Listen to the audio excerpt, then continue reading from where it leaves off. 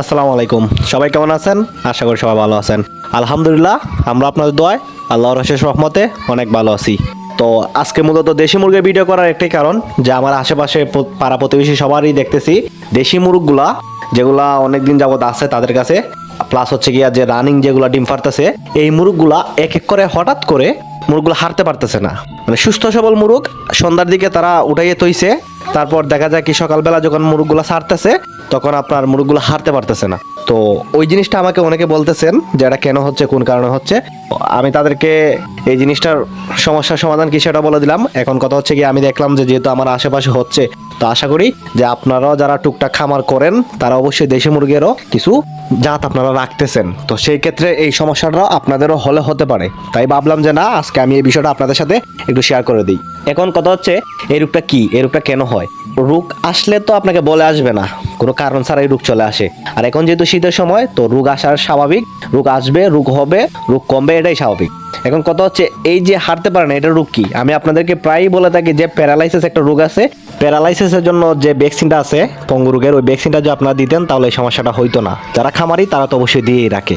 এই রোগটা হচ্ছে সেটা, মানে আপনি সুস্থ সবল মুরগ সন্ধ্যা দিকে মুরগগুলো উঠাইছেন যখন, তখন দেখবেন যে না, মুরগগুলো সুস্থ আছে, সবল আছে, ভালো আছে, কিন্তু তারপর হঠাৎ করে সকালবেলা যখন মুরগগুলোকে ছাড়তে গেছেন তখন দেখবেন যে মুরগগুলো হারতে পারতেছে না। হয়তো আপনার 10টা মুরগ আছে, 10টা মুরগির মধ্যে একটা মুরগ হারতে পারতেছে না, 2টা হারতে পারতেছে না, এরকম।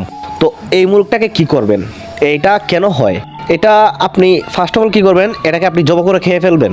আপনারা যদি বলেন যে চিকিৎসা করবেন, চিকিৎসা করতে পারেন, কোনো সমস্যা নাই। কিন্তু দিন শেষে আমি যতটুকু জানি, আপনার যদি 4টা মুরগ থাকে, 4টা মুরগ যদি আপনি খেয়ে ফেলেন আপনার কোনো গায়ে লাগবে না। আর যদি বাই এনি চান্স দেখা যায় 4টা মুরগ আপনি সুস্থ করতে যান, তখন দেখা যাবে কি আপনি 4টা মুরগের যে দাম, সেই দাম থেকে বেশি আপনাকে চিকিৎসা করা লাগবে। যেমন ধরেন আপনার যদি একটা মুরগ হয় এই পঙ্গু, তখন এটা আপনি ঠিক করতে গেলেন, ওষুধ দিয়ে চাইলেন যে সুস্থ করতে, তখন দেখা গেল কি ডাক্তারের কাছে যাওয়ার পর আপনার 1000 টাকা 1500 টাকা ওষুধ বাবদে যাইতেছে। তো সেই ক্ষেত্রে আমি আপনাদেরকে সাজেশন দিব কি, যে এটা স্বাভাবিক একটা বিষয়, আপনারা এই রোগটা হলে পরে মুরগটাকে আলাদা করে তারপর খেয়ে ফেলবেন। চিকিৎসা করার কোনো দরকার নাই, চিকিৎসা করলে পরে আপনাদের লস হবে। আর চিকিৎসা করার পরও যে আপনার মুরগটা সুস্থ হবে এটা কোনো নিশ্চয়তা নাই।